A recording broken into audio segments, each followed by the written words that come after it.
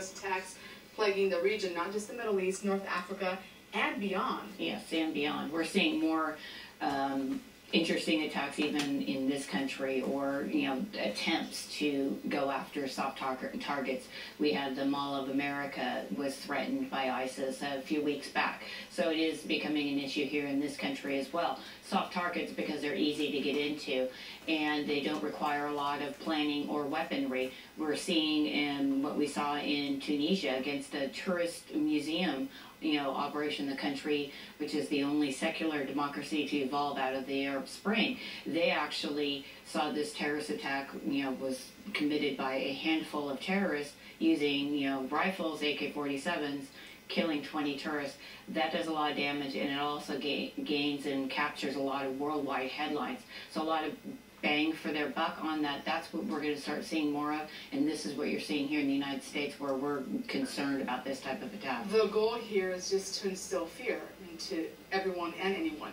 Yeah, that's the definition of terrorism. Right. Yes, to instill fear, and they're doing that. They're doing that in the Middle East and North Africa, but we're starting to see it evolve. We saw this in the Charlie Hebdo attack in Paris. We're seeing this, over the weekend we saw an incident that we're not sure what's going to happen, but events unfolding with the machete attack, or alleged attack there in the New Orleans airport.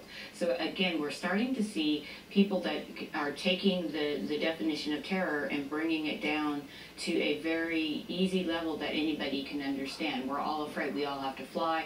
We all like to go to shopping malls, and they realize that if they can disrupt our economy that way, which is the terrorists, the leaders of ISIS and Al-Qaeda and AQAP, this is what we're looking at. Is the U.S. doing enough to try to contain these terrorists? Well, they could be. I mean, we should be working with our partner in Egypt. And in fact, yesterday I had a conversation with Army Lieutenant Colonel Anthony Schaefer, who's an expert in this area, who's been to Egypt. He's been behind the scenes meeting with the newly elected President Al-Sisi down there, and he's been in the room meeting with senior U.S. officials as well as the Egyptian officials.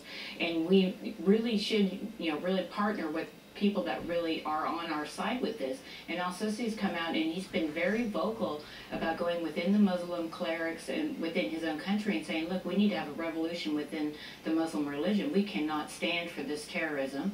He's gone out and spoke against the fact that ISIS isn't just in Iraq and Syria. He said, in fact, that it's spreading throughout the Middle East and North Africa. And he has a very capable military fighting force, and the United States is not supporting and not giving any kind of military aid to Egypt to assist in this fight against terrorism. And when I asked that question, put that question to Lieutenant Schaefer, he said simply that the Obama administration still is aligned with the Muslim Brotherhood, who of course was removed from office by military coup. So that's some telling signs saying that we aren't more looking can be done. More can be done. All right, Kimberly DeVar, thank you for being with us. Thank you. And for more